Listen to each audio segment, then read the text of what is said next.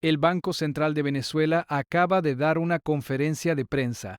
Habló de estabilidad cambiaria, habló de crecimiento del PIB, habló de confianza para invertir. Y mientras tanto, en las calles de Caracas, una familia salió a hacer mercado y gastó $132 en productos básicos, cosas necesarias, nada de lujos.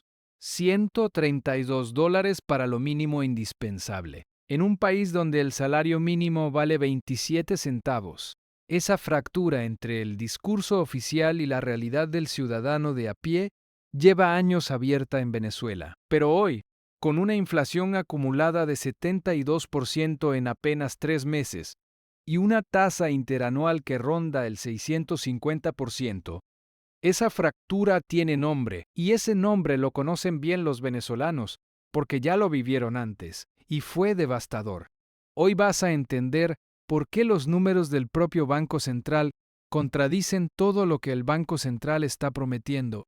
Vas a escuchar lo que los economistas están diciendo en voz baja, y vas a saber qué condiciones tendrían que cumplirse para que Venezuela no caiga otra vez en el abismo de la hiperinflación, esa espiral que ya destruyó al país entre 2017 y 2021, y que dejó a millones de personas sin capacidad de comprar ni una bolsa de harina. Quédate hasta el final, porque esto te afecta directamente, ya sea que estés en Venezuela o en cualquier parte del mundo donde haya una familia venezolana esperando que las cosas mejoren. Primero, el contexto. Venezuela salió oficialmente de la hiperinflación en 2021, después de más de 4 años de un ciclo económico que literalmente pulverizó los ahorros, los salarios y las perspectivas de vida de millones de personas. La diáspora venezolana, una de las más grandes del planeta, se explica en gran parte por esos años.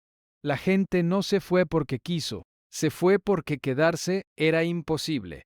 Desde ese punto de quiebre, el país entró en lo que algunos economistas llamaron una estabilización relativa. Los precios seguían subiendo, claro. En Venezuela siempre han seguido subiendo, pero la velocidad de esa subida bajó a niveles que, comparados con el horror del periodo hiperinflacionario, parecían casi manejables. Casi. Luego vino el 3 de enero de 2026. La captura de Nicolás Maduro por fuerzas militares estadounidenses sacudió todo el tablero. Delcy Rodríguez asumió como presidenta encargada. Las sanciones empezaron a moverse. El FMI volvió a la conversación, y con todo ese movimiento llegó también una pregunta que nadie quería hacerse en voz alta. ¿Cuánto de la relativa estabilidad económica anterior dependía de factores que ya no están? Esa pregunta tiene hoy una respuesta parcial, y las cifras que acaba de publicar el propio Banco Central son el mejor punto de partida para entenderla. Luis Alberto Pérez González, el presidente encargado del Banco Central de Venezuela, salió a dar la cara esta semana. Su mensaje fue claro: el país entra en un periodo de estabilidad cambiaria. La inflación va a descender. El sector financiero está sano. Hay razones para el optimismo en los próximos trimestres. Hasta ahí, el discurso oficial de siempre. Lo que cambia esta vez es lo que viene justo después de ese discurso, en los mismos datos que el propio Banco Central presentó. 13% de inflación en marzo. Solo en marzo. Un mes. 72% acumulada en los primeros 3 meses de 2026. Cerca de 650% interanual. Pérez González habló de una brecha cambiaria positiva reducida al 29%. Habló de facilidades para comprar y vender divisas. Habló de crecimiento del PIB en el primer trimestre. Pero esos tres números, 13%, 72%, 650%, tienen un peso específico que ningún discurso optimista puede levantar solo. Para entender por qué, hay que saber qué es exactamente la hiperinflación y cuándo un país técnicamente entra en ella. La definición más usada por los economistas establece que hay hiperinflación cuando la inflación mensual supera el 50% de forma sostenida. Venezuela vivió ese infierno durante 4 años. Hoy no está ahí. El 13% mensual de marzo está muy por debajo de ese umbral. Pero la pregunta que se hacen los economistas que siguen el tema de cerca es cuánto falta para llegar. El economista Asdrúbal Oliveros, uno de los analistas venezolanos que más de cerca sigue la macro del país, puso el dedo en la llaga esta semana. Su proyección para 2026 es una inflación cercana al 200% anual, y aclaró algo que suena contradictorio pero que es clave. 200% sigue siendo una barbaridad, pero técnicamente no es hiperinflación. Venezuela puede terminar 2026 con una inflación de 200% y sin haber entrado en hiperinflación en el sentido técnico del término. Eso suena a buena noticia, hasta que uno piensa en lo que significa 200% en la práctica. Significa que lo que hoy cuesta $100, a fin de año va a costar 300. Significa que el salario que hoy alcanza para algo, en diciembre no alcanza para lo mismo. Significa que cualquier ahorro en bolívares se evapora. Pero Oliveros también mencionó algo que puede cambiar el escenario para bien, y que tiene que ver con dinero que Venezuela lleva años sin poder tocar. El Fondo Monetario Internacional le reconoció al país el derecho a recibir cerca de $4.900 millones en derechos especiales de giro, sin condiciones. A eso se suman reservas de oro que Venezuela tiene depositadas en Londres y cuentas congeladas en Portugal, en Estados Unidos y en otros países que no reconocían al gobierno anterior. Solo sumando esas partidas, el analista habla de más de $10.000 millones que podrían entrar al sistema venezolano en los próximos meses. Si eso ocurre, y si ese dinero se destina a reservas internacionales, en lugar de gastarse en proyectos específicos, el escenario cambia de manera significativa. La inflación puede caer, la brecha cambiaria puede seguir reduciéndose, y el país puede consolidar esa salida de la hiperinflación que técnicamente ya logró en 2021. Esa es la lectura optimista, tiene fundamento real, pero tiene una condición que Oliveros dejó muy clara. Para que la inflación baje de verdad, el Banco Central de Venezuela tiene que dejar de hacer lo que lleva años haciendo, financiar el déficit fiscal del gobierno imprimiendo bolívares. La explicación es sencilla, aunque el problema sea enorme. El gobierno venezolano gasta más de lo que le ingresa. Siempre ha sido así. Y cuando no tiene de dónde sacar ese dinero, el Banco Central lo crea. Emite bolívares, los manda al sistema, y esa masa de dinero nuevo, persiguiendo la misma cantidad de bienes, empuja los precios hacia arriba.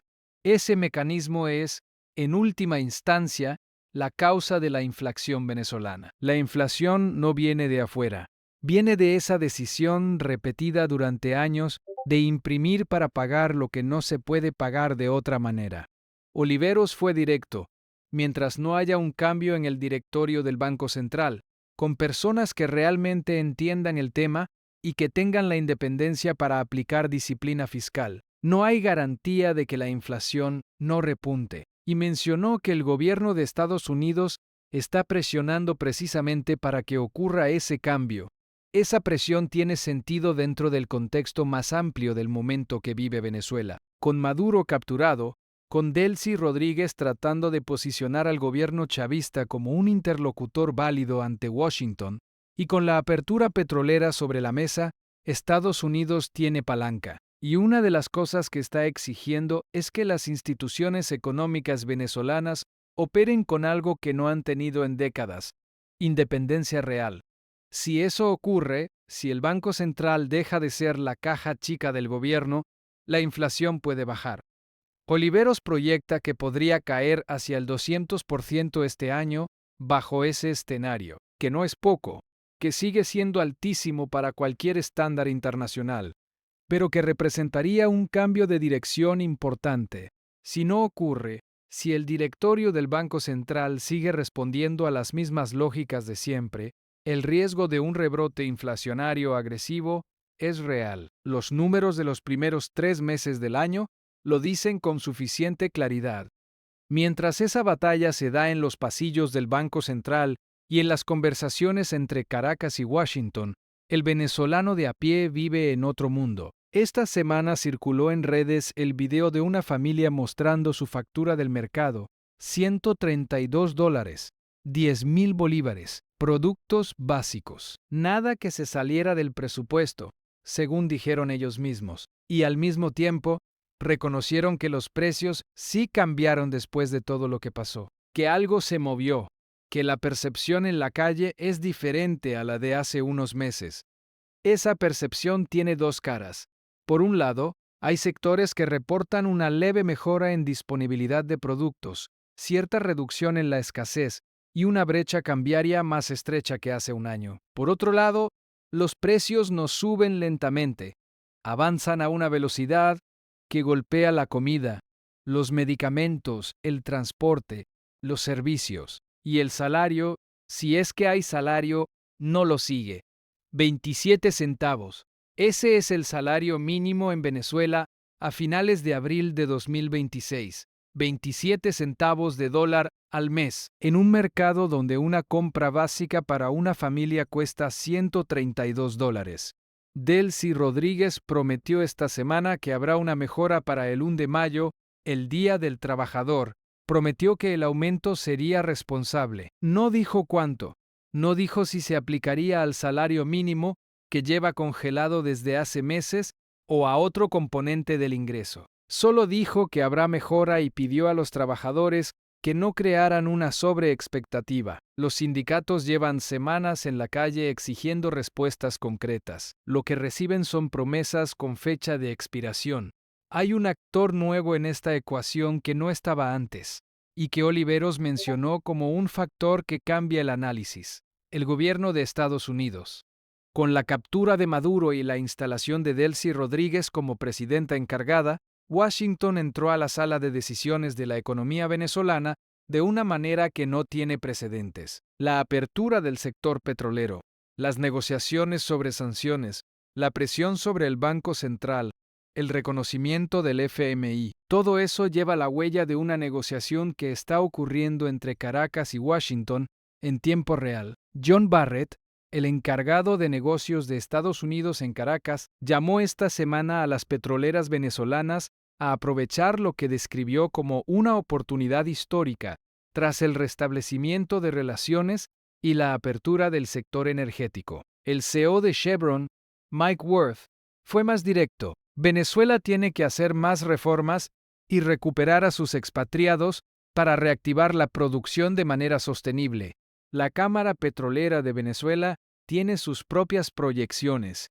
Estima llegar a 1,3 millones de barriles diarios para finales de 2026. PDVSA reportó en marzo un 48% más de ingresos que en enero y febrero, alcanzando casi 2.500 millones de dólares, impulsados en parte por el alza del crudo relacionada con la guerra en Irán. Aunque esos pagos siguen parcialmente restringidos por el Departamento del Tesoro de Estados Unidos, el petróleo sigue siendo la variable que puede cambiar todo. Si la producción se recupera, si los pagos se liberan, si el dinero del FMI llega y va a reservas, Venezuela puede tener el oxígeno suficiente para estabilizar su economía en el mediano plazo. El escenario existe, tiene piezas reales, pero depende de decisiones que todavía no se han tomado y de actores que no necesariamente están alineados. El otro gran riesgo que los analistas señalan, y que pocas veces aparece en los titulares, es político. La economía venezolana no puede estabilizarse en serio sin reformas institucionales profundas, y esas reformas tienen enemigos dentro del propio gobierno chavista. Los mismos sectores que durante años se beneficiaron del control sobre el tipo de cambio, del acceso preferencial a divisas, del clientelismo fiscal, no van a desaparecer porque llegó un momento de apertura. Megaanálisis, una firma de análisis político venezolana, publicó esta semana su informe de abril con datos que ilustran el problema de legitimidad que enfrenta el gobierno de Delcy Rodríguez. La líder de la oposición, María Corina Machado, alcanza el 71,25% de intención de voto. Rodríguez registra un 95,33% de rechazo en el manejo de la economía y un 94,61% en servicios públicos. El 87,24% de los venezolanos exige elecciones este año. Esas cifras no son solo un problema político, son también un problema económico. Un gobierno con ese nivel de rechazo ciudadano tiene muy poco margen para implementar medidas de austeridad, para reducir el gasto público, para aplicar la disciplina fiscal que los economistas dicen que es necesaria para bajar la inflación. Cada medida impopular, cada ajuste de precio, cada reducción de subsidio, se convierte en combustible para la protesta en un país donde el 87% de la gente ya quiere que haya elecciones. La ecuación es brutal. Para bajar la inflación, necesitas disciplina fiscal. Para tener disciplina fiscal, necesitas cortar gasto.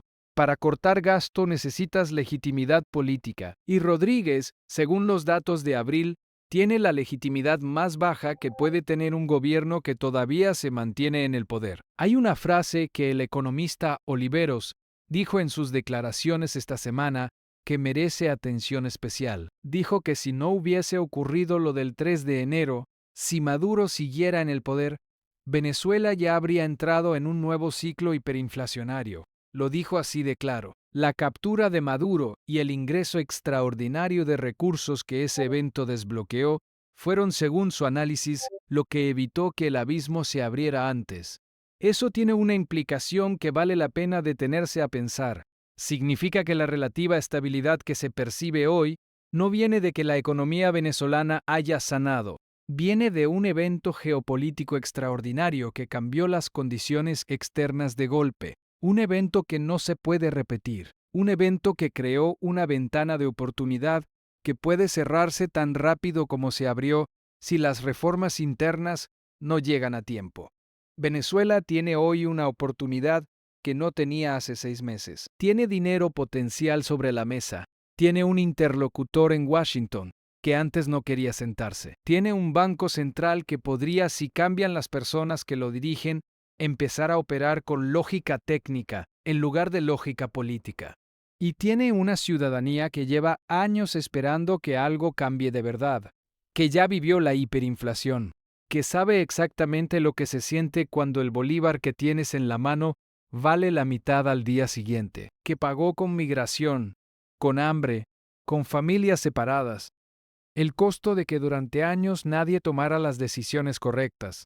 La pregunta que queda abierta, la que los economistas responden con proyecciones y los políticos con promesas, es si esta vez va a ser diferente, si el contexto extraordinario que abrió esta ventana va a ser aprovechado, o si Venezuela va a repetir el patrón que repite desde hace décadas, un momento de esperanza que se disuelve cuando vuelven los mismos intereses, los mismos mecanismos, las mismas decisiones que llevan al mismo lugar. 72% de inflación en 3 meses, 27 centavos de salario mínimo, $132 para una compra básica, y un banco central que dice que vamos por buen camino. La calle venezolana tiene su propio veredicto, y ese veredicto se mide cada vez que alguien sale a hacer mercado con lo que tiene en el bolsillo. Si llegaste hasta aquí es porque Venezuela te importa, porque detrás de cada cifra hay una familia real tomando decisiones reales con lo poco que tiene. Suscríbete al canal si quieres seguir recibiendo análisis serios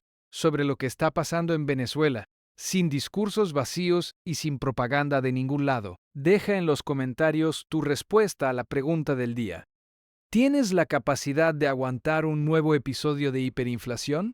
Porque esa respuesta dice mucho sobre dónde está parado el venezolano hoy. Y comparte este video con alguien que necesite entender lo que está pasando de verdad.